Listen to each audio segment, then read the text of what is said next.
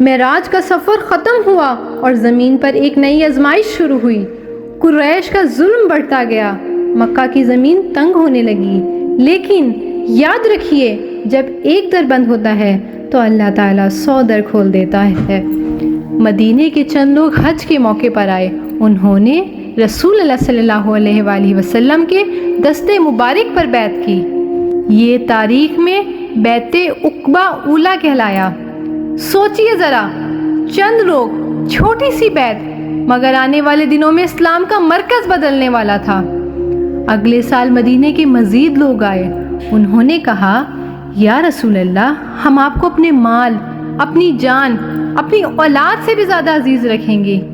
یاد رکھیے زمین والوں نے بیعت کی اور آسمان والوں نے خوشی منائی، لیکن قریش خاموش نہ بیٹھے، وہ ایک جگہ جمع ہوئے اور ایک خوفناک فیصلہ کیا کہ نعوذ باللہ محمد صلی اللہ علیہ وآلہ وسلم کو قتل کر دیا جائے۔ کبھی سوچا ہے انسان سازش کرتا ہے لیکن اللہ کا منصوبہ سب پر غالب آتا ہے۔ رسول اللہ صلی اللہ علیہ وآلہ وسلم نے اپنے بستر پر حضرت علی رضی اللہ تعالیٰ عنہ کو لٹایا اور سیدنا ابو بکر سید رضی اللہ تعالیٰ عنہ کے ساتھ رات کی تاریکی میں نکلے۔ دشمن گھر کو گھیرے کھڑے تھے مگر سب پر غفلت طاری کر دی گئی۔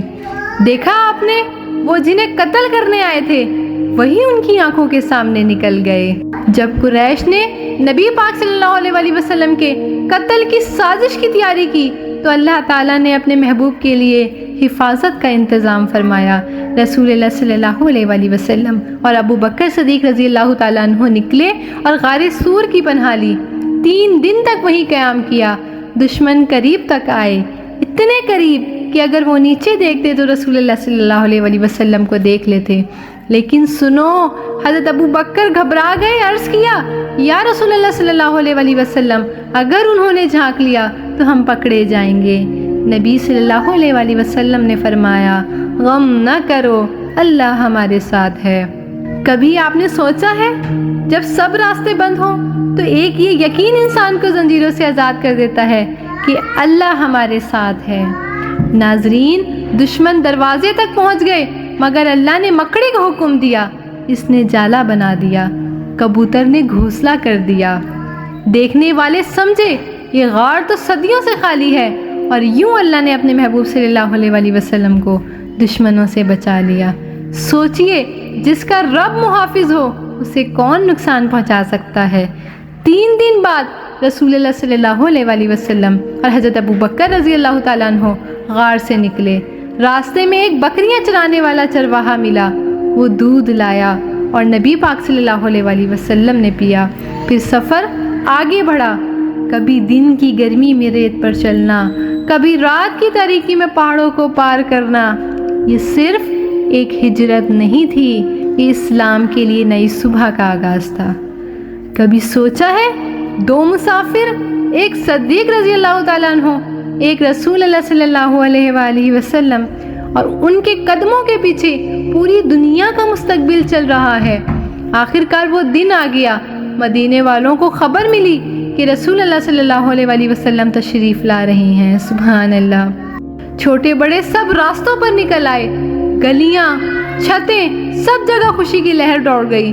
وہ لمحہ تاریخ کا سب سے مبارک لمحہ تھا جب مدینہ نے اسلام کو اپنی باہوں میں سمیٹ لیا، اور یوں نبی پاک صلی اللہ علیہ وآلہ وسلم نے مدینہ منورہ کو اسلام کا پہلا مرکز بنایا۔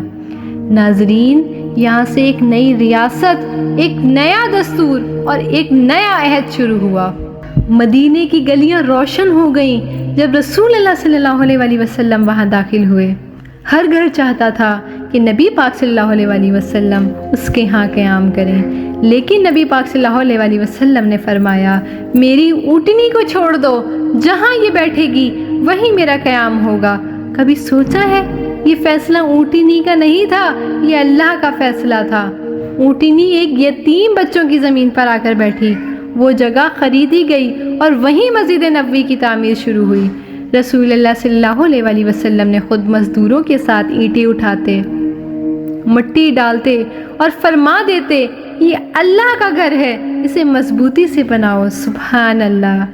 ناظرین، ذرا سوچئے، ذرا غور کیجئے، دنیا کے سب سے بڑے رہبر صلی اللہ علیہ وآلہ وسلم مزدوروں کی طرح پسینہ بہا رہے تھے۔ یہ سبق ہے کہ عظمت ہمیشہ عاجزی میں ہے۔ مدینے میں ایک اور عظیم کام ہوا۔ نبی پاک صلی اللہ علیہ وآلہ وسلم نے مہاجرین اور انصار کو بھائی بھائی بنا دیا۔ ایک انصاری نے اپنے مہاجر بھائی سے کہا، میرا گھر، میرا باغ، میرا مال سب تمہارا ہے۔ ناظرین، کیا آپ سوچ سکتے ہیں ایک ایسا معاشرہ جہاں بھائی اپنے بھائی کو سب کچھ دینے پر راضی ہے؟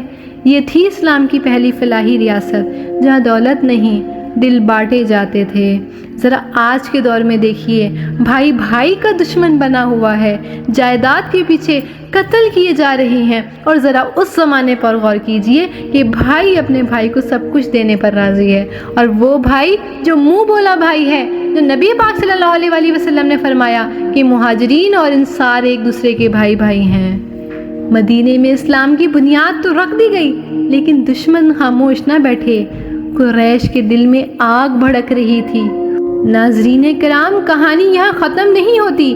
اگلی ویڈیو میں آپ کو سناؤں گی اسلام کی پہلی عظیم جنگ، غزوہ بدر کا واقعہ، جہاں ایمان کا مقابلہ طاقت سے ہوا، جہاں فرشتوں نے میدان جنگ میں نزول فرمایا، اور جہاں کمزور سمجھے جانے والے مسلمانوں کو اللہ نے عظیم فتح عطا فرمائی۔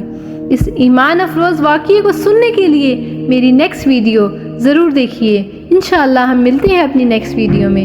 It's me Malaika Uzair. Please like and subscribe. اللہ حافظ۔